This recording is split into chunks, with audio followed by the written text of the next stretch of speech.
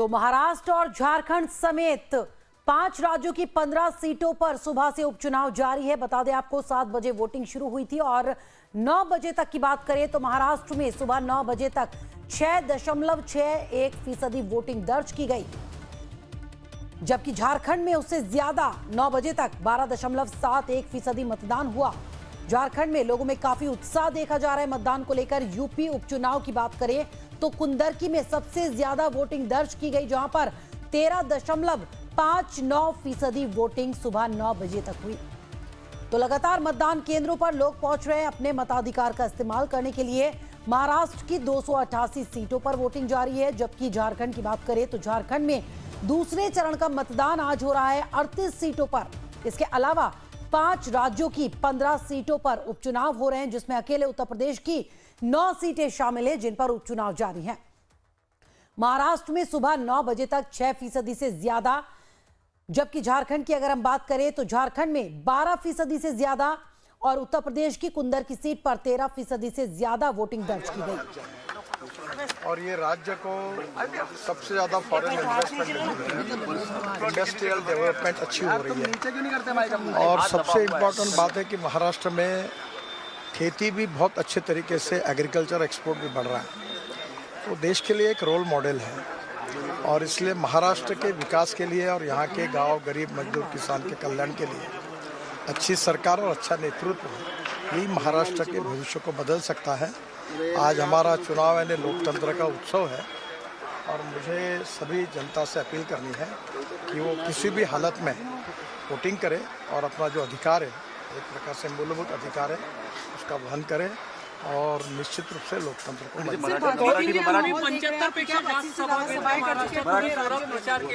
महाराष्ट्र में मेरा विश्वास है कि इस समय निश्चित रूप से हम लोग अच्छी मेजोरिटी मिलाकर चुनाव जीतेंगे। नारों का भी असर है क्या जमीन को? अभी सब छोड़ दीजिए, अभी सबसे इम्पोर्टेंट बात है कि लोगों को वोट देना और वोट जो है वो डेवलपमेंट के लिए, विकास के लिए, महाराष्ट्र के भविष्य को बदलना। 10 साल से केंद्र में सरकार, 10 साल से केंद्र में सरकार रही है, भाजपा की राज्य में भी है। अब इस बार जब महाराष्ट्र की 80 सभाएं आपने की है कम से कम, क्या आप लोगों में क्या देख रहे, क्या डिफरेंट देख रहे हैं? आप कहीं भी महाराष्ट्र में जाइए, आपको कहीं भी विकास दिखेगा। चाहे महाराष्ट्र के सिंचाई प्रकल्प होंगे जो टेम्बू मैसा जैसे, वो 12,000 करोड़ में जब वाटर रिसोर्स मंत्री था तब महाराष्ट्र को दिए। 6,000 करोड़ बड़ी राजा योजना में दिए, जो 50% से ज़्यादा जिनका काम होकर बंद पड़े थे, और 6,000 करोड़ प्रधानमंत्री सिंचाई योजना में दिए। रोड तो आप हर जिले में जाके देखिए और पूरे महाराष्ट्र की तस्वीर हमारी सरकार ने बदलाई है और मोदी जी के नेतृत्व में महाराष्ट्र को एक नई दिशा दी है। और महाराष्ट्र की सरकार और हम मिलकर डबल इंजन की सरकार आएगी और महाराष्ट्र प्रगतिशील, समृद्ध, संपन्न होकर महाराष्ट्र की जनता की पूरी अपेक्षा पूरी।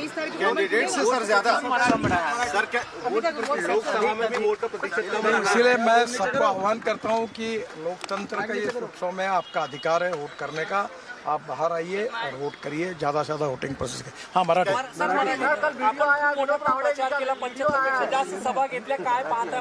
अपील करता हूँ की आप अवश्य वोट डालने जाएं। मला संधी मिळाली आणि मला विश्वास आहे की महाराष्ट्राची जनता महाराष्ट्राचं भविष्य बदलवण्याकरता निश्चितपणे महायुतीच्या मागे ताकदीने उभी आहे। ठीक है, कैंडिडेट की बात होती है, प्रगति महाराष्ट्र की आगे बढ़ेगी, गति मिलेगी और हम विकसित भारत 2047 के लक्ष्य की तरफ महाराष्ट्र का अग्रसर स्थान, नंबर 1 स्टेट जो महाराष्ट्र है, उसको हम आगे भी नंबर 1 बनाए रखेंगे। पिछली बार इलेक्शन कमीशन ने ये कहा कि यहाँ पर वोटिंग परसेंट काफी ज्यादा कम हो गया है और उसको कम से कम सुधारने की बहुत जरूरत है। मैं बधाई दूंगा chief election commissioner Shri Rajiv Kumar ji और उनके सभी सहयोगियों को, इलेक्शन कमिश्नर्स को, महाराष्ट्र मुंबई के सभी पोलिंग अधिकारियों को, भूषण गगरानी जी हो मुंबई के इंचार्ज, या हमारे खास तौर पे उत्तर मुंबई के जो पोलिंग अधिकारी हैं, यहाँ भी जो अधिकारियों ने व्यवस्थाएं की हैं दक्षिण मुंबई में, मैं समझता हूँ लोकसभा के समय जो कम वोटिंग हुई उसके जो कारण थे, गर्मी का मौसम था, सोमवार का दिन था, लंबी 3-4 दिन की छुट्टी मिल गई लोगों को। साथ ही साथ समर वेकेशन में कई लोग कोंकण या राजस्थान, गुजरात, उड़ीसा, यूपी गए हुए थे और व्यवस्थाओं में भी उस समय काफी कमियां देखने को मिली थी। जो विश्वास इलेक्शन कमीशन ने हमें दिया था जिस दिन महाराष्ट्र के चुनाव घोषित किए, वो आज वास्तव में धरातल पे देखने को मिल रहा है। बढ़िया व्यवस्थाएं हैं, मौसम बहुत बढ़िया। आप देखिए इस समय कितना अच्छा मौसम है, कोई छुट्टियों का सीजन नहीं है, बुधवार होने के कारण लंबा वीकेंड नहीं है और साथ ही साथ मुंबई में छुट्टी देने के कारण, महाराष्ट्र में छुट्टी होने के कारण मेरा विश्वास है कि इस बार जो सामान्य तौर पर विधानसभा में कम वोटिंग देखी जाती है, इस बार उसका ठीक अलग दिखने को मिलेगा और 60% से अधिक नक्की वोटिंग होगी। उत्तर मुंबई का आज मैं सुबह से जो मॉनिटर कर रहा हूँ, लगभग रिकॉर्ड वोटिंग हो रही है। इतने सुबह सुबह हमने कभी इतनी वोटिंग उत्तर मुंबई में देखी नहीं है। मुझे विश्वास है कि मलाड सहित 6 की 6 उत्तर मुंबई की सीटें भारतीय जनता पार्टी और शिवसेना, हमारी महायुति के 6 कैंडिडेट जीतेंगे और महाराष्ट्र में भी पूरे दम शम से लोग उतर रहे हैं महाराष्ट्र को प्रगति और विकास की ओर तेज गति से लेके जाने। पिछली बार चुनाव में जिस तरह से मुद्दे उठे थे, संविधान की बात उठी थी, बिटकॉइन वाले मुद्दे पर क्या कहेंगे? जिस तरह से बीजेपी ने आरोप लगाया कि बिटकॉइन वाला सुप्रिया सुले ने पूरे मामले को फेक बताया है। उसके आंसर देने के लिए तैयार हो, कब कहाँ आना है? तो आंसर दे देना चाहिए था, कल और आज के बीच में आंसर दे देना चाहिए था। ऐसे भविष्य के लिए चीजें छोड़ने के बदले अच्छा रहता अगर हाथ की हाथ में चीजें का खुलासा हो जाता। वो कह रहे कि केस फाइल किया है, साथ ही कहा है कि अच्छी बात है, हर एक को अधिकार है, उन्होंने करना चाहिए और अपनी बात कोर्ट के समक्ष रखनी चाहिए और सभी चीजें सब जनता के सामने हैं। जनता अपना निर्णय सोच समझ के करे। विपक्ष का आरोप है कि कल जिस तरह से विनोद तावडे पर ते आपलं कर्तव्य देखील आहे, तो आपला अधिकार देखील आहे आणि म्हणून माझ्या कुटुंबासकट मी आज मतदान केलेलं आहे आणि महाराष्ट्रातील तमाम बंधू भगिनींना, आमच्या लाडक्या बहिणींना, लाडक्या भावांना, सगळ्यांना माझी विनंती आहे, सर्वांनी मतदान करा। लोकशाहीमध्ये आपण सरकारकडनं अपेक्षा ठेवतो, त्या अपेक्षा ठेवत असताना जो मतदान करतो त्याला जास्त अपेक्षा ठेवण्याचा अधिकार आहे। त्यामुळे आपल्या सरकारकडनं आपल्या अपेक्षा पूर्ण करण्याकरता सर्वांनी भरभरून मतदान करावं अशी माझी सगळ्यांना विनंती। मतदारांमध्ये एक वेगळा उत्साह पाहायला मिळतो, पुढे जसं बोललं तर टक्का वाढेल, कशा प्रकारे बघता तुम्ही? मला निश्चितपणे वाटतं याचं कारण एकतर लोकसभेमध्ये याद्यांमध्ये मोठ्या प्रमाणात घोळ होता, काही प्रमाणात तो कमी झालेला आहे। दुसरं, लोकसभेच्या वेळी वोटिंगची सिस्टीम ही अत्यंत स्लो होती, ज्याच्या तक्रारीनंतर आम्ही केल्या, त्यामुळे आता सिस्टीममध्ये देखील इम्प्रूव्हमेंट करण्यात आलेली आहे आणि सगळ्यात महत्त्वाचं, लोकसभेसारखं रणरणत ऊन हे आत्ता आज नाही आहे, त्यामुळे मला असं वाटतं की निश्चितपणे टक्का वाढेल। लाडक्या बहिणी पण जास्त संख्येने निघाल्यामुळे वाढू शकतो टक्का? मला असं वाटतं की महाराष्ट्रात आपण नेहमी पाहतो, इतर राज्यांपेक्षा महाराष्ट्रामध्ये महिलांचा टक्का हा 5 ते 6% कमी असतो पुरुषांपेक्षा। मला असं वाटतं की यावेळी निश्चितपणे आमच्या सगळ्या लाडक्या बहिणी ज्या आहेत त्या मतदान करतील आणि ही जी टक्केवारी आहे त्यातला जो फरक आहे तो भरून काढतील। कमी मतदान झालेलं आहे, अपेक्षेपेक्षा 9 वाजेपर्यंत मागच्या महाराष्ट्रात मतदान फार कमी झालेलं आहे। नाही, अपेक्षा एवढंच झालंय, कुठेही कमी झालेलं नाही। हास्य दिसतं तुमच्या चेहऱ्यावर? नाही, हास्य म्हणजे जनतेचं प्रेम जेव्हा मिळतं तेव्हा चेहऱ्यावर हास्य असतं, ते प्रेम मिळताना दिसतंय म्हणून चेहऱ्यावर हास्य आहे। काही घटना घडल्या राज्यामध्ये, अनिल देशमुखांची घटना असेल, इतर भाग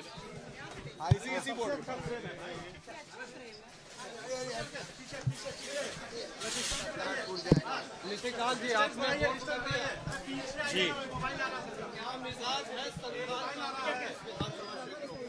संथाल परगना में भारतीय जनता पार्टी बहुत ही अनएक्सपेक्टेड रिजल्ट करने वाली है। ये चुनाव बांग्लादेशी घुसपैठियों को निकालने का है। ये चुनाव भ्रष्टाचार के खिलाफ है। ये चुनाव बेल पर जो सरकार चल रही है उसको उखाड़ फेंकने का है और बहुत बड़े पैमाने पर लोग वोट डालने आए हैं। मेरा सबों से विनम्र आग्रह है कि आप बदलाव के लिए वोट डालने आइए।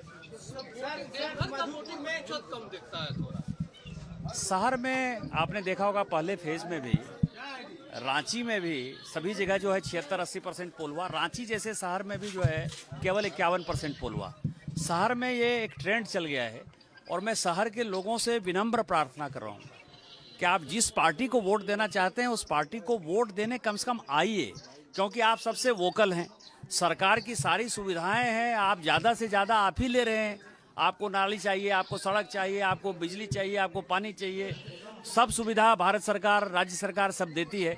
लेकिन जब चुनाव का समय आता है तो आप पिछड़ जाते हैं। तो मेरा उनसे करबद्ध प्रार्थना होगा कि आप सभी मतदान करने आइए भारी संख्या में, जिससे कि आप सहभागी बने।